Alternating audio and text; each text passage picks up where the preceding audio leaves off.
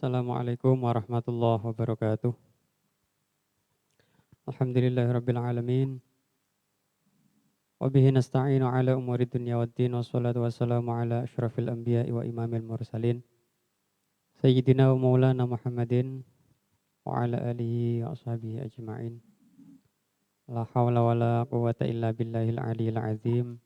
Amma ba'd. Untuk anak-anak kelas 9, kali ini kita akan membahas tentang bab sholat tasbih.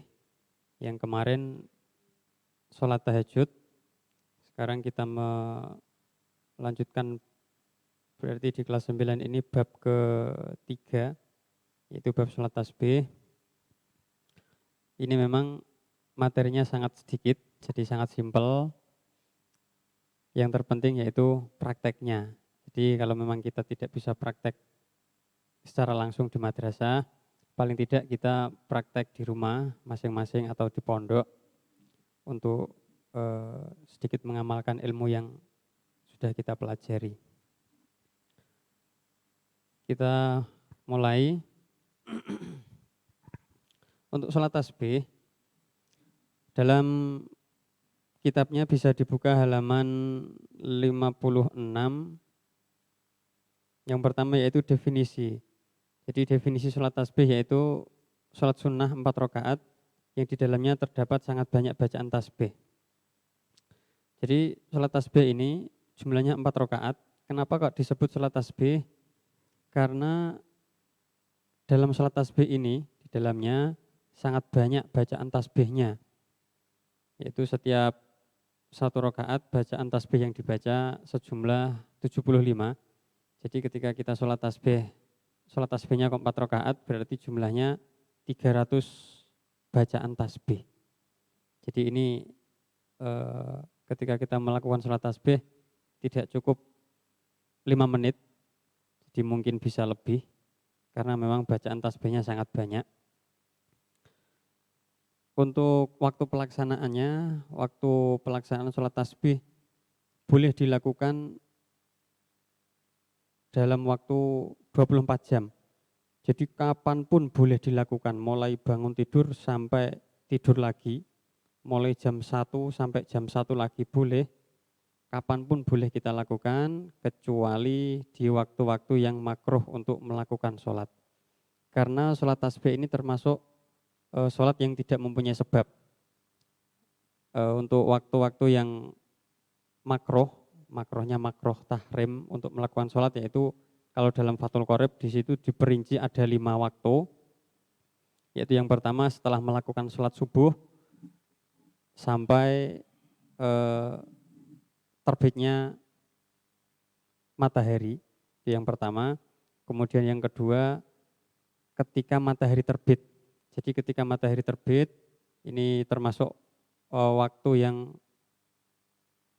tidak boleh untuk melakukan sholat yang tidak mempunyai sebab. Itu yang kedua. Kemudian yang ketiga yaitu waktu istiwa. Jadi ketika matahari berada persis di atas kita, ketika waktu istiwa sampai matahari sedikit condong ke barat.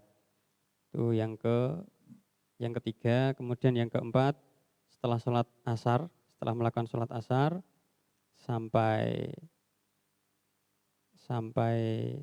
tenggelamnya matahari. Kemudian ketika tenggelamnya matahari. Jadi memang dalam Fathul Qorib ini diperinci, cuman dalam redaksi kitab lain ada yang diglobalkan, yaitu waktu yang haram atau yang makruh untuk melakukan sholat yaitu ada 3. Ini secara global.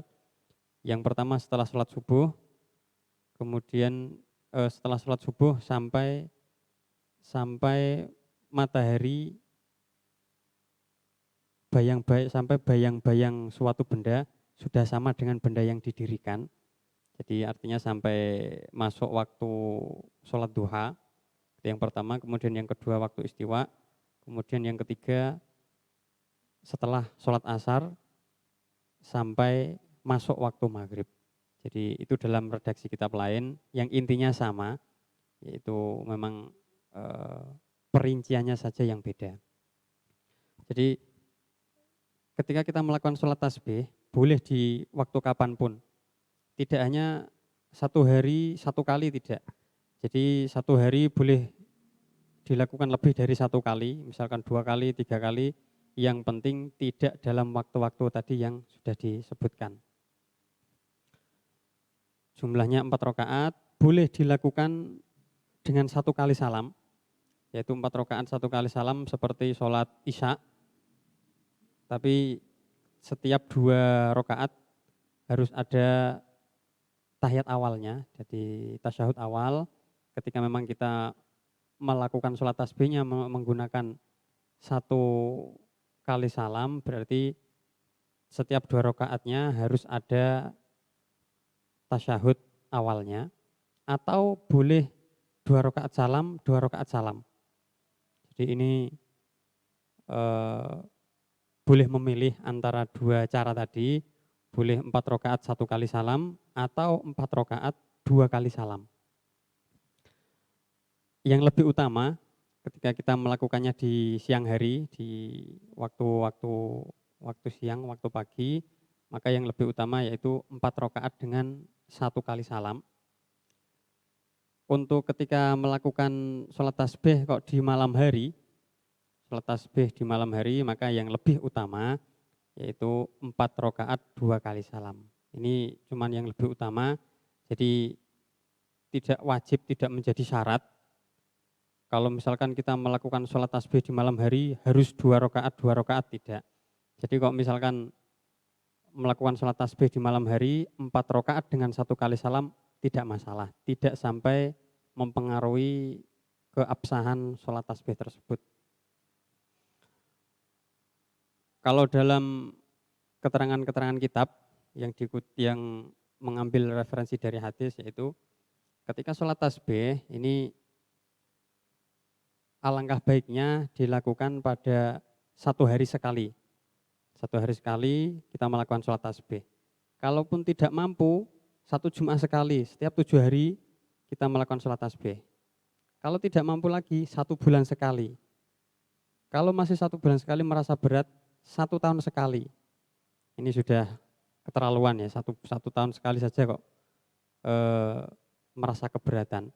Kalau memang ada 1 tahun sekali kok memang masih merasa keberatan, maka paling tidak seumur hidup sekali. Nah, ini kenapa kok sampai diberi waktu seperti itu, karena saking pentingnya sholat tasbih.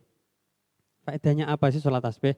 Kalau dalam hadis yang diriwayatkan oleh Ibnu Abbas, kemudian dalam kitab I'anatul Thalibin yang di situ terdapat sebuah cerita ketika Ibnu Hajar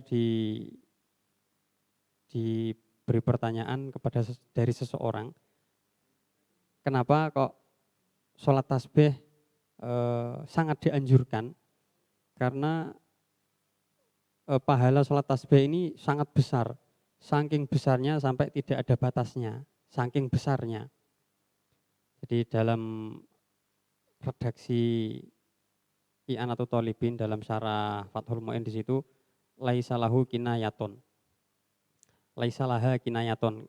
Di situ kinayah bahwa saking besarnya pahala sholat bagi orang yang melakukan sholat tasbih. Jadi sebanyak apapun dosa kita, kalau memang kita mau melakukan sholat tasbih, insya Allah diampuni. Karena memang ini salah satu cara untuk peleburan dosa. Jadi ini yang dimaksud dosa yang memang hubungannya cuma dengan Sang Pencipta. Kalau ada dosa yang hubungannya dengan manusia, ya beda lagi kasusnya. Harus meminta halal kepada orang yang bersangkutan. Kemudian tata cara melakukan sholat tasbih. Jadi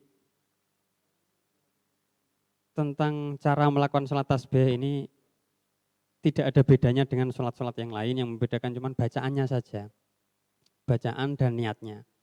Kalau niatnya dalam buku panduan sudah diterangkan, yaitu sholli sunat tasbihi rok'ataini lillahi ta'ala. Atau kalau agak kesulitan menggunakan bahasa Arab, boleh menggunakan bahasanya sendiri, bahasa Jawa misalkan. Aku niat ngelakoni sholat tasbih lillahi ta'ala, 2 rakaat lillahi ta'ala. Atau menggunakan bahasa Indonesia boleh, bahasa Sunda, bahasa Madura boleh, menggunakan bahasa apapun, yang penting di dalam hati. Intinya itu yang di dalam hati. Kemudian tata cara melakukan sholat tasbih, dalam kitab-kitab fikih, tata cara melakukan sholat tasbih itu ada 2 riwayat. Yang pertama riwayat Ibnu Abbas yang tertulis dalam buku panduan. Buku panduan halaman 56 bawah. Di situ diterangkan, ditulis setiap rakaat membaca tasbih 75 kali dengan perincian sebagai berikut. Jadi perincian yang ditulis dalam kitab di situ menggunakan riwayatnya Ibnu Abbas. Jadi antara Ibnu Abbas dan Ibnu Mas'ud ini tentang bacaan tasbih tidak ada bedanya. Jadi jumlahnya sama-sama 75, yang membedakan hanya penempatan bacaan tasbihnya saja. Yang pertama yaitu ini yang diterangkan bacaan riwayat Ibnu Abbas dulu. Yang perlu diingat, 1 rakaat 75 bacaan tasbih. Prakteknya gini. Usolli sunat tasbihi rakaataini atau arba'a rakaatin lillahi ta'ala. Takbir, Allahu Akbar. Iftitah, kemudian membaca Fatihah, kemudian surat-surat pendek. Kemudian setelah membaca surat pendek, keadaan kita masih berdiri sebelum kita turun menuju rukuk, maka membaca tasbih sebanyak 15 kali. Subhanallah, walhamdulillah, wala ilaha illallah, wallahu akbar. Sampai situ boleh atau ditambah lebih baik. Wala haula wala quwata illa billahil aliyil azim. Subhanallah walhamdulillah wala ilaha illallah wallahu akbar. Wala haula wala quwata illa billahil aliyil azim. Sampai 15 kali. Itu bacaan yang pertama setelah membaca surat sebelum turun menuju rukuk. Kemudian setelah 15 kali selesai, kita turun menuju rukuk. Allahu Akbar. Subhana rabbiyal azim wa bihamdihi 3 kali. Setelah zikir selesai, kemudian membaca tasbih 10 kali. Subhanallah walhamdulillah wala ilaha illallah wallahu akbar. Wala haula wala quwata illa billahil aliyil azim. Sampai 10 kali. Berarti totalnya mulai dari berdiri tadi sampai rukuk baru 25. Kemudian i'tidal, sami Allahu liman hamidah, Rabbana lakal hamdu mil'us samawati wa mil'ul ardi wa mil'u ma syi'ta min syai'in ba'du. Setelah selesai membaca tasbih 10 kali. Subhanallah walhamdulillah wala ilaha illallah wallahu akbar wala haula wala quwata illa billahil aliyil azim. 10 kali selesai berarti jumlahnya 35. Kemudian turun menuju sujud pertama. Allahu Akbar, subhana rabbiyal a'la wa bihamdihi 3 kali. Kemudian membaca tasbih 10 kali. Subhanallah walhamdulillah wala ilaha illallah wallahu akbar wala haula wala quwata illa billahil aliyil azim. Berarti totalnya 45 ya, 45. Kemudian duduk di antara 2 sujud. Allahu Akbar. Kemudian setelah membaca zikirnya tasbih lagi 10 kali. Berarti totalnya 55 ya. Kemudian sujud lagi, sujud yang kedua, subhana rabbiyal a'la wa bihamdihi 3 kali, kemudian tasbih lagi 10 kali. Berarti jumlahnya sudah 65, berarti kurang 10. Tadi jumlah totalnya setiap 1 rakaat 75. Ketika kita berada pada posisi sujud kedua pada setiap rakaat, ini jumlahnya sudah mencapai 65, berarti kurang 10, yang 10 dibaca ketika duduk istirahat. Jadi duduk istirahat ini duduk sebentar antara sujud kedua dan berdiri. Jadi subhana rabbiyal a'la wa bihamdihi tasbih 10 kali, kemudian duduk istirahat membaca tasbih 10 kali, hitungannya mulai dari berdiri sampai duduk istirahat sudah genap mencapai hitungan 75. Jadi Duduk istirahat berarti setiap rokaat yang ada duduk istirahatnya ini cuman pada rokaat pertama dan rokaat ketiga. Kalau rokaat kedua dan rokaat keempat, rokaat terakhir, berarti tidak ada duduk istirahat, tapi tasyahud. Kalau rokaat kedua berarti tasyahud awal, kalau rokaat keempat berarti tasyahud akhir. Kalau pada tasyahud, jumlah tasbih ke-75, 10 hitungan yang terakhir, yang ke-75, boleh dibaca setelah bacaan tasyahud atau sebelum bacaan tasyahud. Boleh dibaca ketika baru duduk atau setelah fil alamina innaka hamidum majid baru membaca tasbih 10 kali boleh. Tapi yang lebih baik dibaca sebelum membaca tasyahud. Ini yang lebih baik. Jadi itu menurut riwayat Ibnu Abbas. Kemudian yang kedua, riwayat Ibnu Mas'ud. Kalau riwayat Ibnu Mas'ud, setiap satu rakaat jumlahnya sama 75, yang membedakan cuman posisi bacaannya, penempatan bacaan tasbihnya saja. Prakteknya gini, yang tadi Ibnu Abbas 15 yang pertama, jadi untuk mempermudah mengingat-ingat, bacaan 75 rinciannya itu yang pertama 15, kemudian yang seterusnya 10, 10, 10 sampai genap ke hitungan 75. Untuk Ibnu Mas'ud langsung saja, jadi Ibnu Mas'ud takbiratul ihram Allahu Akbar. Sebelum kita membaca Fatihah, kita membaca tasbih 15 kali. Tadi yang Ibnu Abbas yang pertama tadi, bacaan 15 kan dibaca setelah membaca surat. Jadi setelah membaca Fatihah, setelah membaca surat pendek, baru membaca tasbih 15 kali. Itu yang Ibnu Abbas.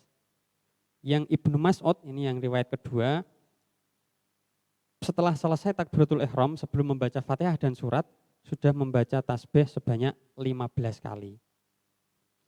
Jadi kalau Ibnu Mas'ud ini start lebih awal daripada dibanding dengan Ibnu Abbas. Jadi 15 kali subhanallah walhamdulillah wala ilaha illallah wallahu akbar wala haula wala quwata illa billahil aliyil azim 15 kali. Setelah itu baru membaca Fatihah, kemudian surat pendek. Setelah surat pendek selesai, keadaan kita masih berdiri, belum turun ke rukuk, kita membaca tasbih lagi 10 kali. Subhanallah, alhamdulillah, wala ilaha illallah, wallahu akbar, wala hawla wala quwata illa billahil aliyil azim. Berarti bisa disimpulkan jumlahnya sama-sama 75. Akan tetapi yang Ibnu Abbas tadi ketika berdiri baru mendapatkan 15 bacaan tasbih karena memang startnya akhir. Kalau Ibnu Mas'ud posisi berdiri sudah membaca tasbih sebanyak 25 kali.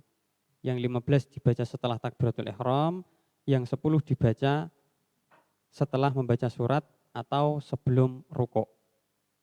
Kemudian seterusnya ketika rukuk membaca 10 kali, berarti 35. I'tidal 10 kali lagi 45. Sujud pertama tasbih 10 kali 55. Duduk di antara dua sujud 10 kali berarti 65. Kemudian sujud kedua ditambah 10 berarti hitungan genap 75. Berarti kalau Ibnu Abbas sujud kedua baru 65, berarti yang ke-75 dibaca ketika duduk istirahat atau ketika tasyahud, itu yang pertama tadi yang Ibnu Abbas. Kalau Ibnu Mas'ud ketika sujud kedua hitungan sudah genap 75. Kenapa kok gitu? Karena memang Ibnu Mas'ud startnya lebih awal, yaitu setelah takbiratul ihram. Jadi itu yang perlu diingat-ingat, antara Ibnu Abbas dan Ibnu Mas'ud tidak ada perbedaan jumlah bacaan tasbihnya, yang membedakan cuman penempatan bacaannya saja. Itu. Terus kalau misalkan kita melakukan sholat tasbih pada posisi rukuk kita lupa membaca tasbih. Pada posisi rukuk kita lupa membaca tasbih, kemudian ketika berdiri iktidal, sami Allahu liman hamidah, kita baru ingat kalau ternyata tadi pada rukuk belum membaca tasbih. Bagaimana solusinya? Jadi kita ketika memang ingatnya pada posisi iktidal, maka kita tidak boleh kembali ke rukuk. Oh iya, aku durung maca tasbih, berarti rukuk meneh. Tidak seperti itu. Kalau memang kita lupa bacaan tasbihnya, kita tidak boleh kembali ke posisi rukuk, atau kita juga tidak boleh menambal bacaan yang kurang tadi pada iktidal. Oh, aku mau durung maca tasbih, berarti kita gabung, berarti ketika iktidal membaca 20 kali seperti itu, bukan. Jadi untuk bacaan tasbih yang lupa ini ditambal pada rukun-rukun yang sifatnya towel, rukun-rukun yang panjang.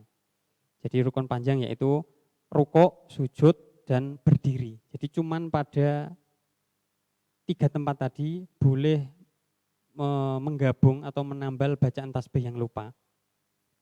Jadi ketika bacaan tasbihnya ada yang kelupaan, maka tidak boleh kembali ke posisi yang lupa tadi, ataupun ditambal ke posisi ketika dia ingat, juga tidak boleh. Jadi menambalnya harus melihat-lihat tempatnya. Tadi di 3 tempat, yaitu rukuk, sujud, dan berdiri. Cuman di tempat itu saja boleh menambal bacaan tasbih yang kurang. Selain itu tidak boleh, karena termasuk rukun-rukun selain 3 tadi, termasuk rukun-rukun yang qashir. Apabila rukun qashir kok dipanjangkan, sengaja dipanjangkan, maka justru bisa membatalkan sholat. Itu sekilas tentang keterangan tentang sholat tasbih. Barangkali ada pertanyaan, karena memang waktunya sangat singkat. Nah, itu tadi nyimak dari awal atau tidak? Nah, ada yang tidur itu Zainur.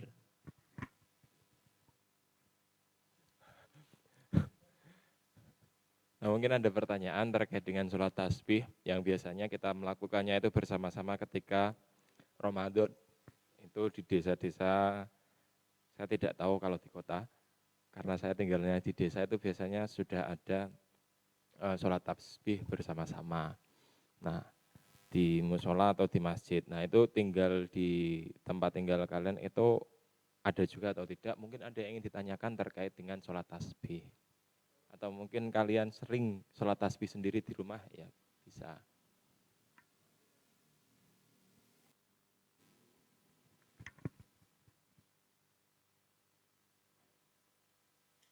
Nah, ini ada satu pertanyaan. Membaca tasbihnya itu cuman subhanallah, apa sholatnya itu sah atau tidak? Tasbihnya itu tasbih singkat, subhanallah saja. Itu sah atau tidak sholatnya? Kalau pertanyaannya sah dan tidak, jawabannya tetap sah. Cuman nanti pahalanya yang mungkin beda ya. Jadi untuk khusus pada sholat tasbih, di sini dalam kitab fikih juga dibahas ketika membaca tasbihnya tidak lengkap. Tadi kan jumlahnya 75. Membacanya cuman 50 tasbih saja, ataupun niatnya niat sholat tasbih tapi tidak membaca tasbih sama sekali. Nah, itu sholatnya tetap sah. Cuman kalau kasusnya seperti itu, niatnya sholat tasbih tapi tidak membaca tasbih sama sekali, itu kalau dalam I'anatul Thalibin dibahas di situ, sholat tasbihnya menjadi sholat sunnah mutlak.